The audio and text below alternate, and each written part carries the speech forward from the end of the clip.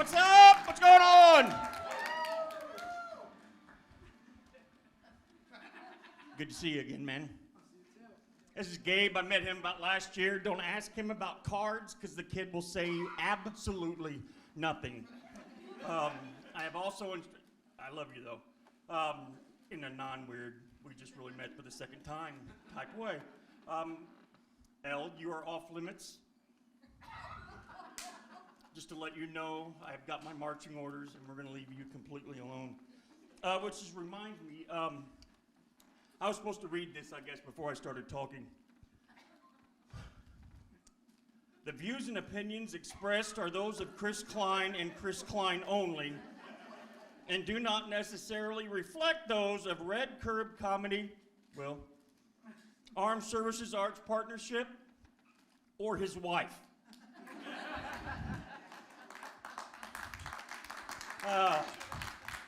I'm a 6-year Marine Corps veteran, and hey, thanks. That's more than I got from the Marines when I got out, so I appreciate that. A lot of times, actually, you know what?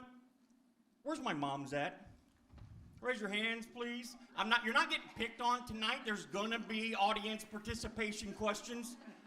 Mom, still raise your hand, please. Give all my moms a round of applause, everybody. Thank you. Happy early Mother's Day weekend.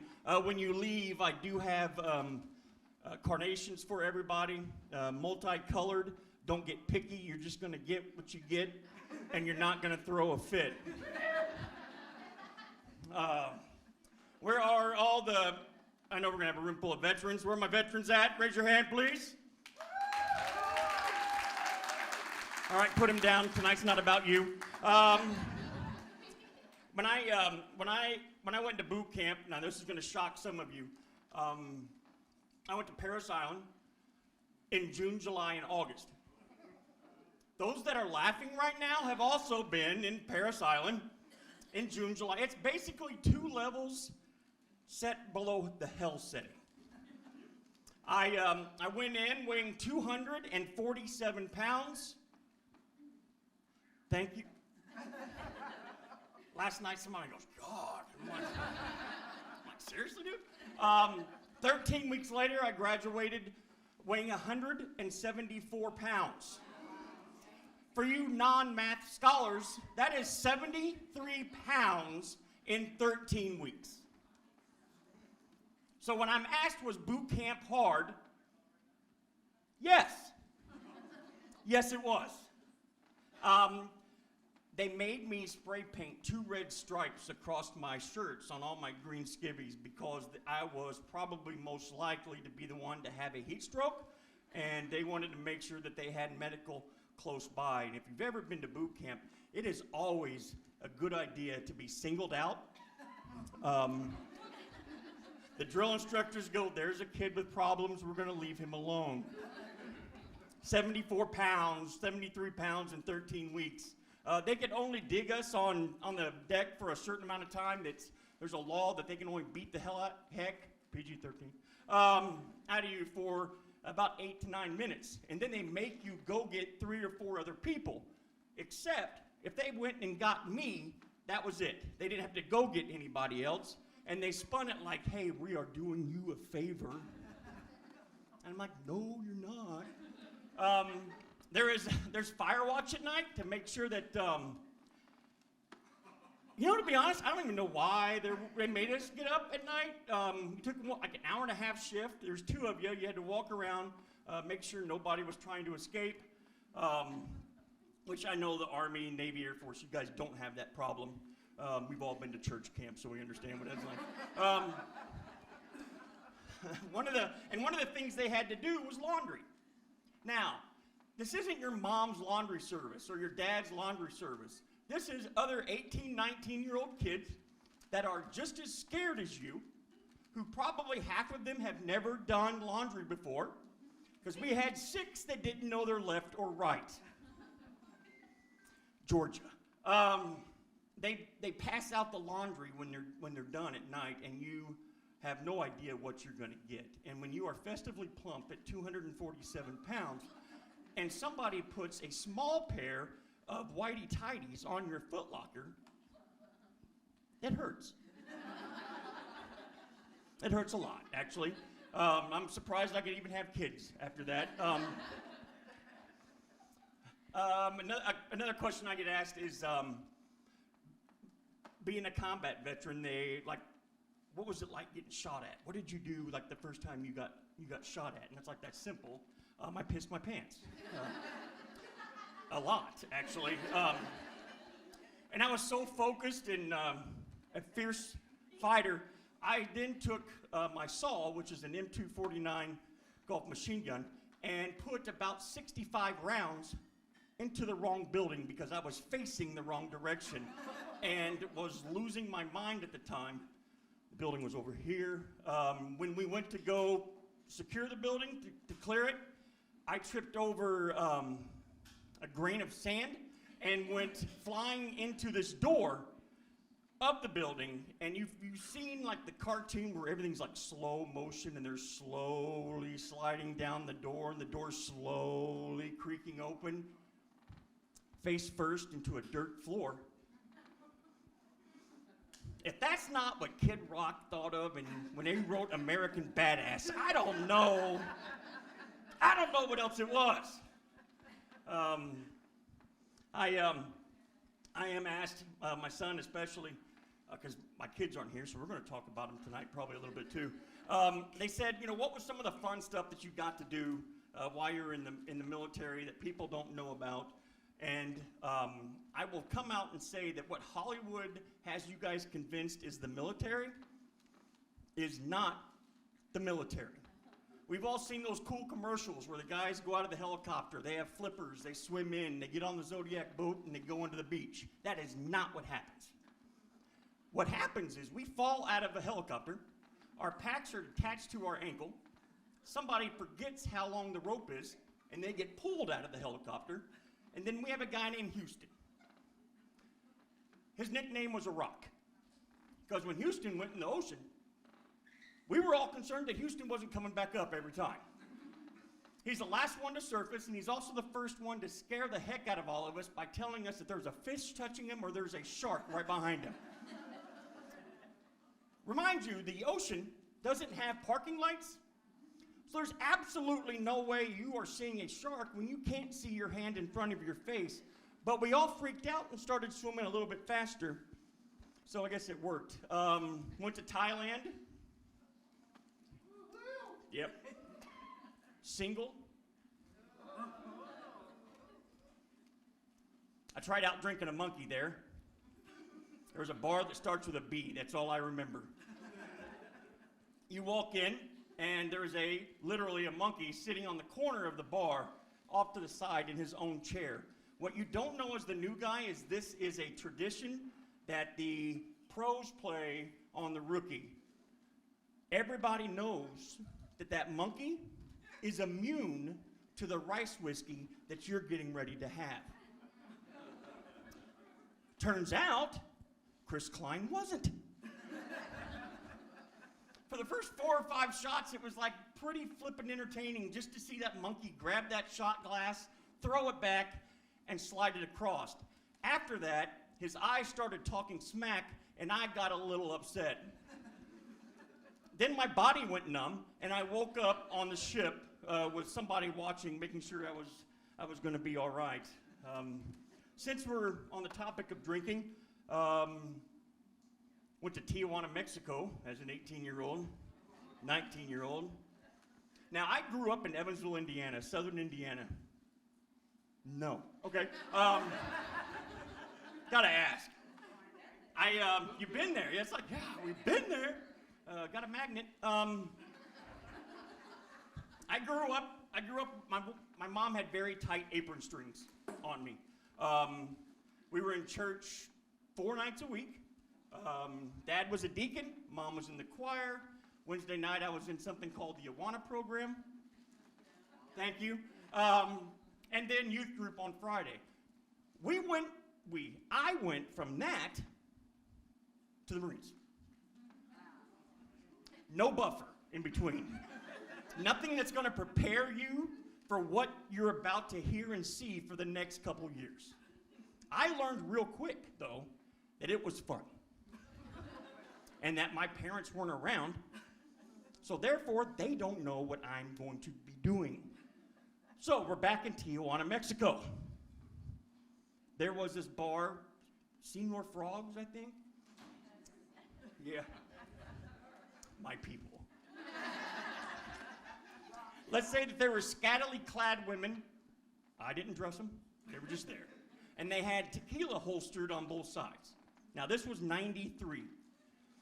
For $5, they throw your head back, they pour that cheap tequila down your throat, and then the greatest thing that's ever happened before, they shoot your head like this, and then they shake it like that, and then they smack you in the back of the head, all for $5. $100 later, the story that I get was, well, when you walk back, at that point, when you walk back into the U.S., they would ask you, what's your citizenship, what's your nationality? And people with average intelligence will sit there and say American or something in the lines of that. However, if you have had 20 of those little like shot things or whatever, and they ask you your nationality, the word of the day at that point in time is Marine! And they're like, oh, okay, yeah, come on. Whatever, dude, come on. So fast forward about 30 minutes, travel time on I-5. We were hungry, had the munchies, needed gas, stopped for gas. I saw a grocery store, and I remembered in high school, my nickname was Doughboy. I was motivated, walked into the grocery store, found a Pillsbury Doughboy cake mix box. On the side of the cake mix box was the Pillsbury Doughboy like this. Next door, Bud's Tattoo Parlor.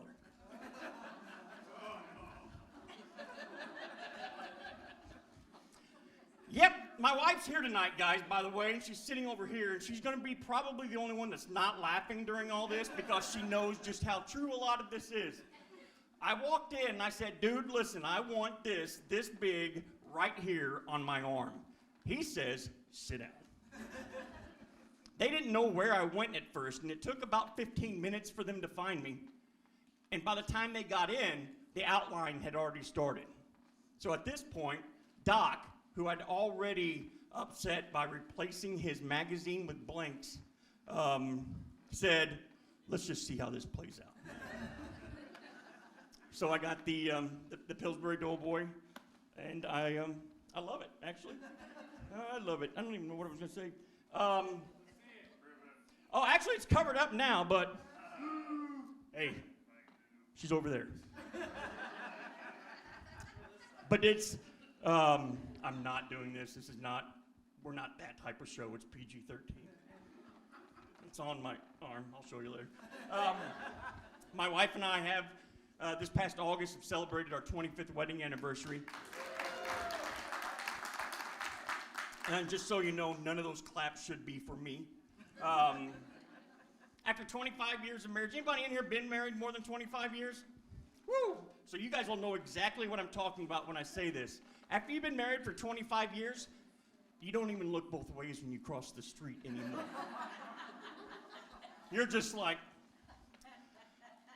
Lord, if it's my time to go, it's my time to go. And then you're like, please, and you're like, yeah.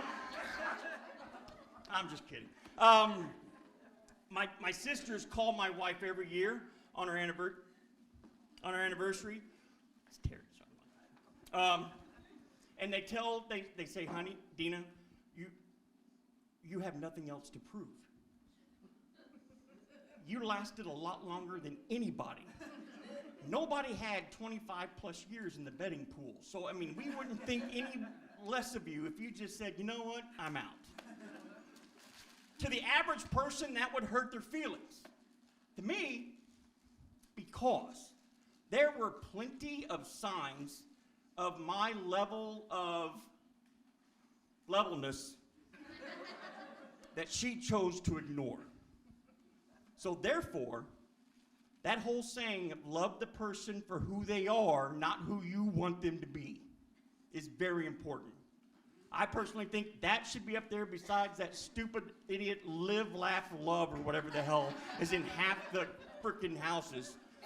It's like load, shoot, reload. That's my live, laugh, love.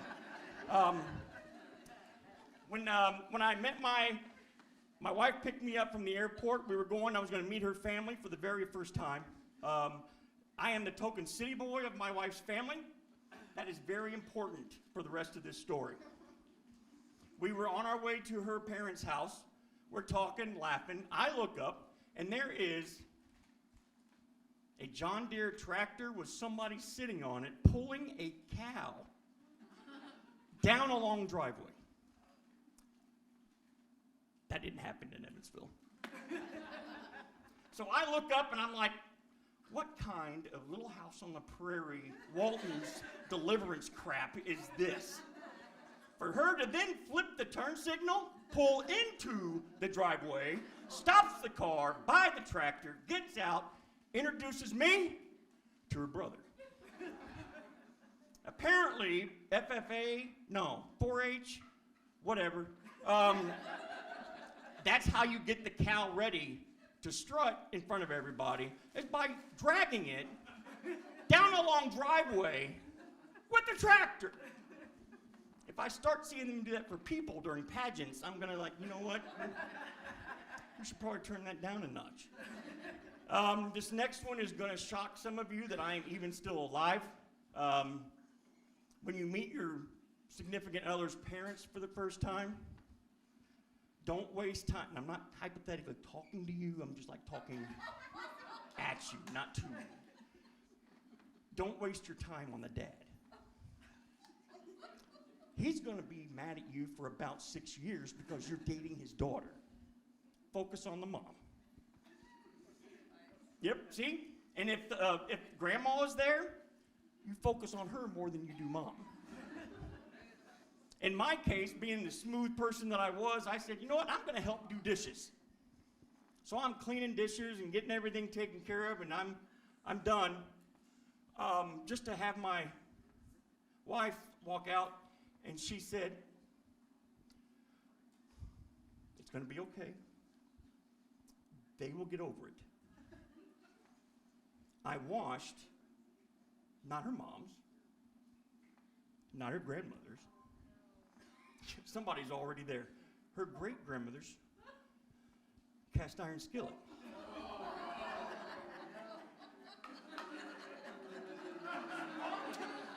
Seriously? Bunch of country folk in here now or something, or what? All of a sudden you guys got country in here? No way! Again, in Evansville we had a frying pan, and then I don't know what you called it, but when you made chili, that big round sauce thingy, we had one of those too. And I can assure you we got in trouble if we didn't wash those. So again, not my fault. And we're married. This was all dating. So you see where she ignored a lot of this. This would be the final nail in the coffin if it was anybody else but her. Her college graduation, I'm automatically thinking I'm a volleyball superstar with those backyard little paper thin nets with the little poles that you have on both sides. I went to spike it, and now you're not going to believe this, but I don't have much of a vertical. Apparently injured my knee. I was highly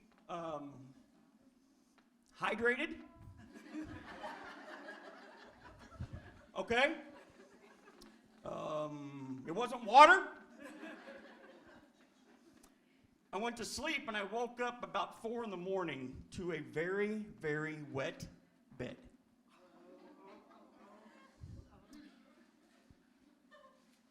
That scared the hell out of me, actually. More so than anything else that I'd ever endured in my entire life. And I'm sitting there thinking, yeah, no, this didn't happen, number one. And yes, I checked and that was wet too. So I was like, oh, this is horrible.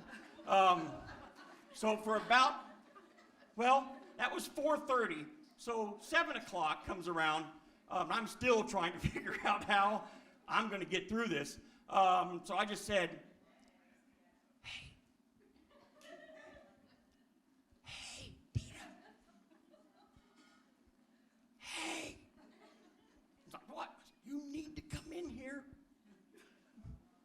ever looked at your girlfriend of 19, 21 years old and said, I think I wet the bed? And meant it. I can still see her eyes to this day. I think it was like, what kind of idiot did I bring home to meet my parents? Turns out when I hurt my knee, her mother came up and put an ice pack on my knee. I knew that when I saw the plastic bag after I just told my girlfriend about 7 times that I wet the bed. So, yeah, I don't know. Well, it's almost my time. I think we're going to go ahead and get started here with some people that you guys actually came here to see, but I'm going to leave you on two things, please, just so you walk out here with some type of knowledge. Number one, I don't think white people should teach Spanish.